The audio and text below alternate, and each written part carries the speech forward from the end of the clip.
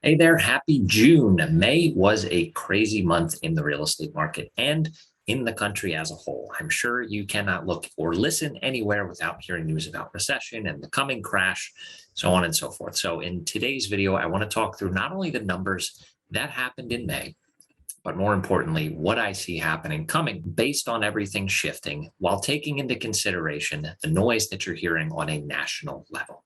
Let's dive right in. If this is your first one of these market updates, I do start with where we're coming from, go into the numbers and details of what happened in May, and then I'll project out the future and answer the questions that most people have been asking me recently. So let's get to it.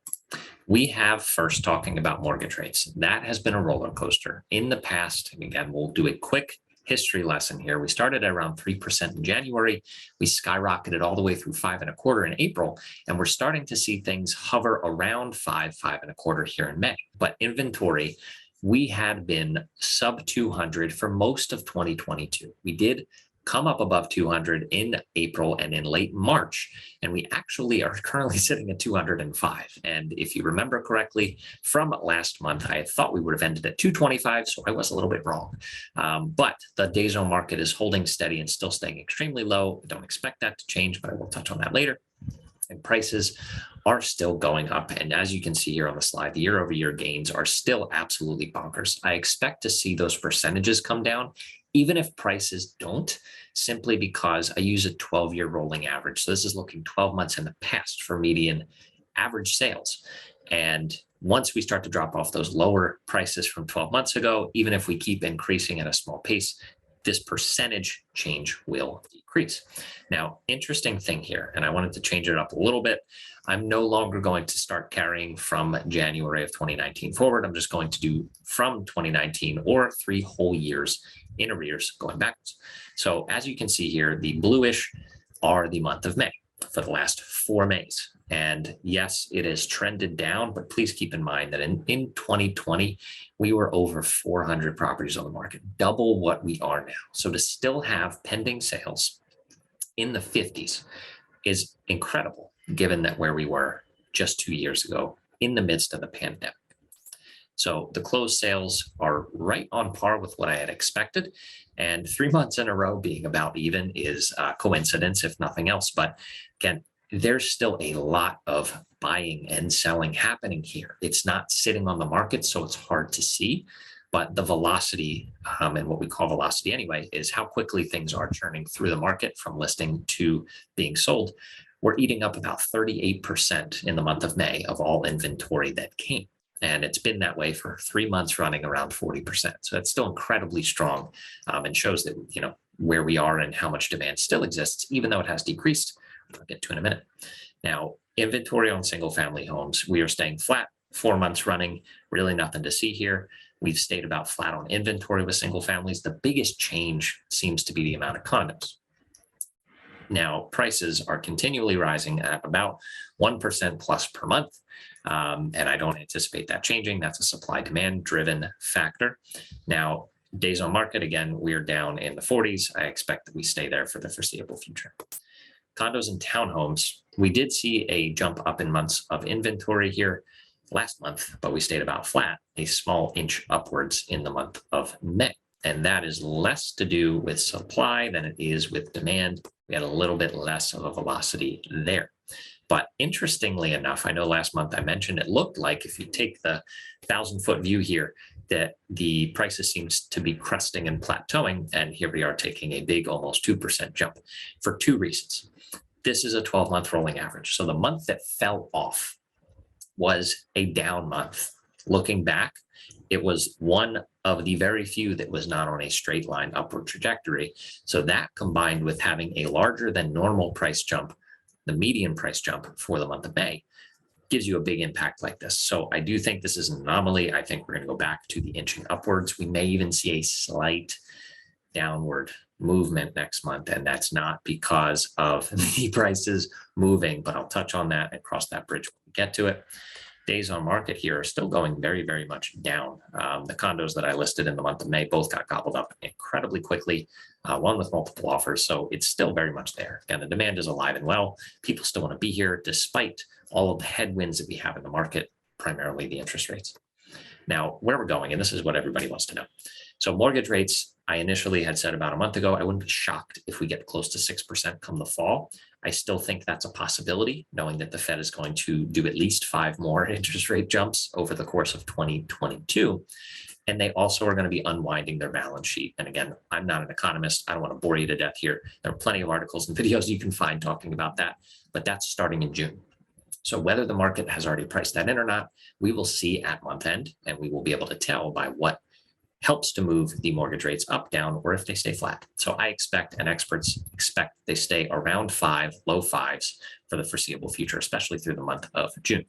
Now, inventory, again, we ended up about 10% lower than I had anticipated. And that is twofold. Number one, there's less inventory that came than I thought. So the number of new listings was less than I had anticipated and what I projected. The velocity, again, was still about 38% across the board, which was about what I had expected. So it really was a supply concern. This feeds into, I'll say, the narrative I have in my mind of I have concerns about total future inventory going forward. We had a lot of people buy and refinance at sub 3% mortgage rates. If 5's the new norm, right? If we get to 10, which some people are predicting, I don't know how right they'll be. We'll see. Time will tell. But what's going to incentivize those people to sell, right? To move up, to move down. If you're going to buy something else, you're going to have to do it at a substantially higher interest rate than what you have locked in.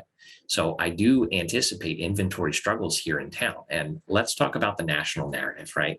Home sales are down. Inventory is up. Headlines are everywhere. And they're almost always talking about things outside of the state of New Jersey, outside of the Northeast, sometimes other countries entirely.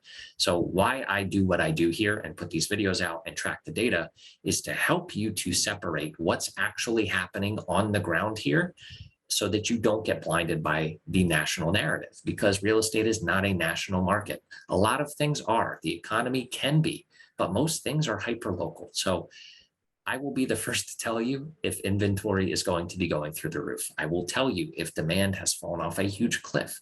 It has declined, which I'm going to get to here in a second, but it's still very much there. So inventory, I anticipate that will stay around the low 200s, around 200 through June, and then I think we'll fall below 200 again in July because not too many people sell during the months of June and July. Now, with prices, again, everything's still going up. I explain again here a little bit about what I already said, why there was a spike this month. But the biggest thing is the time of the year, right? A lot of people have the mental deadline of I need to be in by Memorial Day weekend, or I'm just going to simply wait until the fall. Well, Memorial Day weekend has come and gone. And now the next and final real deadline is, can I get in prior to the 4th of July? And here on June 1st, a 30-day close gets you in there 3 days before the 4th of July. So it's still possible, but I do expect demand to continue to diminish over the course of the summer, as will supply, because people who are listing now, most of them are looking to get out in the fall. There's not many looking to give up rental income or just, forego whatever rental income they have booked for the summer. So all that said, I do expect prices to continue to creep up slowly but surely. I would not be surprised, however, if they plateau in the coming months. Again, that demand shift can be real. There's a lot of headwinds in the economy, not just interest rates, but a whole lot of other things. And if you hear that noise in the background, there's construction outside of my house. It's going to be here. So hope you don't mind it too much.